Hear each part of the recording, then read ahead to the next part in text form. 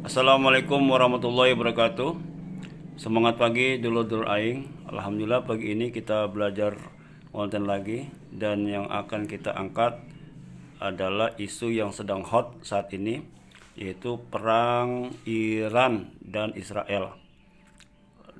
Perang Iran dan Israel ini itu mendapat respon yang sangat merata ya di seluruh muka bumi ini, baik di Timur Tengah maupun di Barat ya, dan khususnya juga di negara-negara sedang berkembang gitu. Dan alhamdulillah ternyata responnya sangat menarik untuk kita simak ya, terkait dengan perkembangan eksistensi Palestina sebagai negara. Ternyata mulai perlahan-lahan dunia juga terbuka matanya, terbuka pikirannya untuk mengakui eksistensi Palestina sebagai sebuah bangsa, eksistensi Palestina sebagai sebuah negara.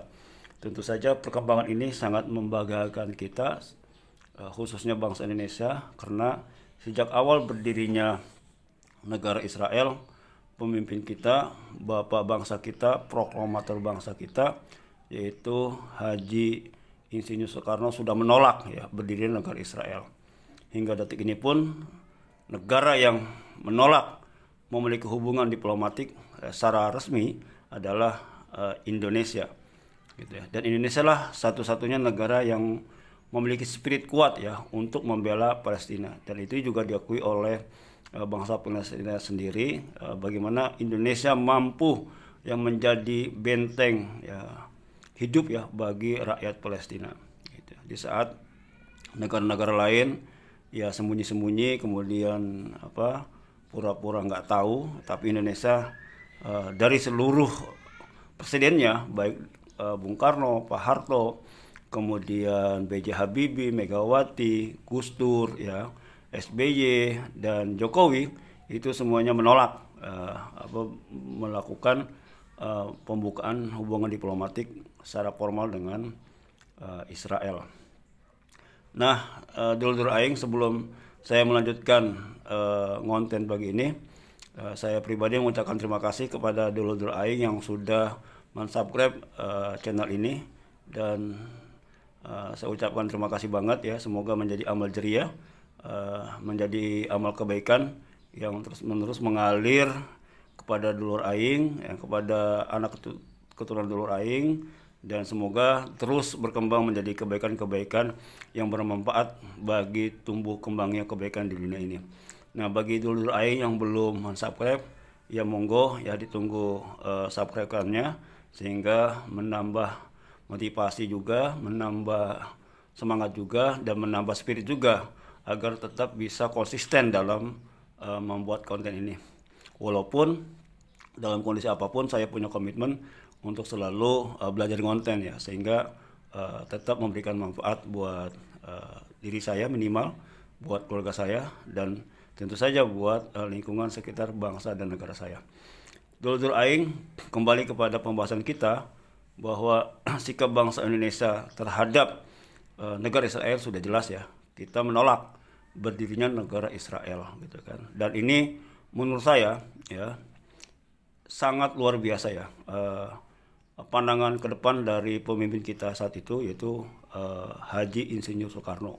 Ya, beliau sangat memahami betul di saat negara-negara lain mendukung berdirinya negara Israel, Bung Karno satu-satunya pemimpin dunia saat itu yang berani menolak berdirinya Israel. Ya, kita secara detail mungkin belum tahu alasan Bung Karno, tapi saya percaya betul bahwa Bung Karno memiliki pandangan-pandangan di luar jangkauan pemahaman kita ya. Dan terbukti saat ini pandangan-pandangan beliau tentang Israel itu satu-satu kelihatan ya gitu. Dan dunia sudah mulai ceneh, sudah mulai kecewa, dan sudah mulai mempertanyakan ya negara Israel ini, apakah memang ada manfaatnya nggak Israel berdiri gitu ya gitu. Karena ya selama ini ya Israel selalu membuat kerusakan gitu loh terhadap bangsa Palestina, selalu membuat penindasan terhadap bangsa Palestina, selalu membuat kehancuran terhadap Palestina gitu kan.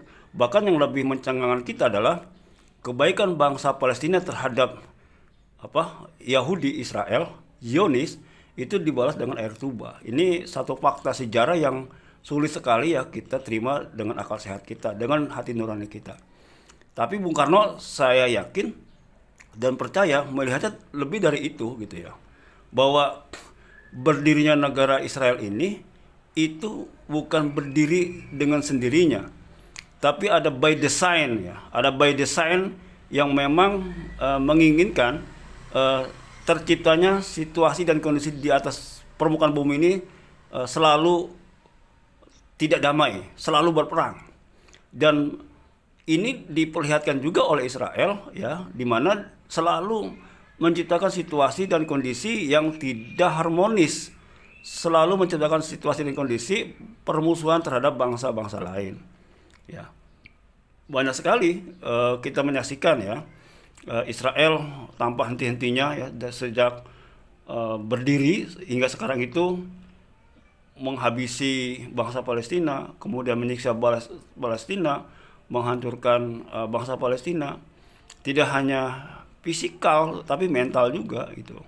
Dan ini menjadi catatan penting buat kita juga gitu kan, kenapa Bung Karno, pemimpin besar kita itu begitu kekeh ya, teguh menolak berdirinya negara Israel. Walaupun pada saat itu semua pemimpin-pemimpin besar ya mendukung, menyokong, bahkan menjadi herdernya bangsa Israel itu, negara Israel ini ya.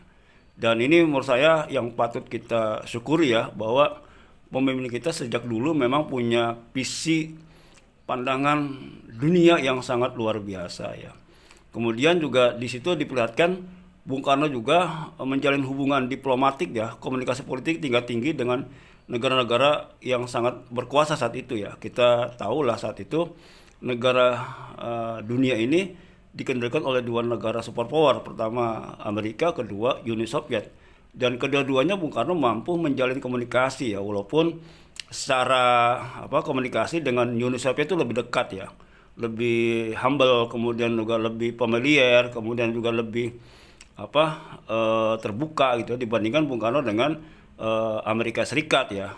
Terbukti ketika Bung Karno menjalin komunikasi dengan Amerika Serikat ya, sahabat dekatnya Kennedy ya ditembak mati gitu kan. Ini kan menjadi misteri juga gitu. Kemudian setelah itu Bung Karno juga mengalami malapetaka politik yang saat ini masih misteri gitu ya. Tapi hubungan Bung Karno dengan Uni Soviet ya, yang saat ini menjadi negara federasi Rusia, itu sangat abadi sampai hari ini. Dan komunikasi-komunikasi politik, kemudian juga komunikasi-komunikasi ekonomi, kebudayaan, dan lain sebagainya itu malah meningkat ya saat ini ya. Kita bisa menyaksikan dari mulai Pak Jokowi gitu kan, sebelumnya juga dari mulai Pak Harto lah ya, dari mulai Pak Harto, kemudian juga Pak B.J. Habibie, kemudian Gus Dur, kemudian Megawati, SBY, kemudian Pak Jokowi, dan sekarang ini Prabowo, itu komunikasi intensif politik dengan Federasi Rusia sangat luar biasa perkembangannya. Bahkan dengan Tiongkok juga sekarang menurut saya lebih luar biasa ya perkembangan diplomasi kita dengan Tiongkok gitu kan. Bahkan Tiongkok menganggap Indonesia ini adalah mitra strategis yang memang bisa dipercaya gitu kan. Sama dengan Rusia ya kan. Kemarin kita dengar Putin bahwa kunci hubungan diplomatik Rusia di Asia Pasifik adalah Indonesia gitu loh. Ini kan membuat kita ya bersyukur ya, berterima kasih ya atas kepercayaan dua bangsa besar ini terhadap Indonesia. Dan saya kira ini peran penting yang dimainkan oleh pemimpin-pemimpin kita, termasuk di sini adalah Pak Prabowo ya. Prabowo ini memang kombinasi antara Pak Harto dengan Bung Karno ini ya kan. Beliau jago orasi gitu kan, beliau juga berani gitu loh. Tapi tenang ini Prabowo ini. Jadi kombinasi dua pemimpin besar kita nih, Soekarno dengan Pak Harto ini, Prabowo ini. Jadi kalau ini bisa konsisten Pak Prabowo, saya kira ini era baru Indonesia bakal muncul ya. Yang selama ini kita yakini bahwa Indonesia itu adalah negara yang akan menjadi mercusuarnya dunia gitu loh. Dan mudah-mudahan saja kepemimpinan Pak Prabowo ini bisa mewujudkan harapan bangsa Indonesia tersebut. Nah, kembali kepada pembahasan kita, yaitu tentang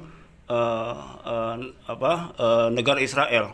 Kenapa pemimpin-pemimpin kita ini kekeh ya tidak mau mengakui negara Israel? Ini menarik sekali ya. Saya selalu merenungi, ada apa sih gitu, sekelas Bung Karno ya, yang kita yakini betul-betul punya kemampuan linui di atas rata-rata, itu berani menolak gitu loh. Ini kan bukan sekedar menolak biasa ini gitu loh. Ya kalau kita kaji memang kalau secara sejarah ya, ini berdirinya negara Israel ini melawan takdir Tuhan ini gitu loh. Kenapa?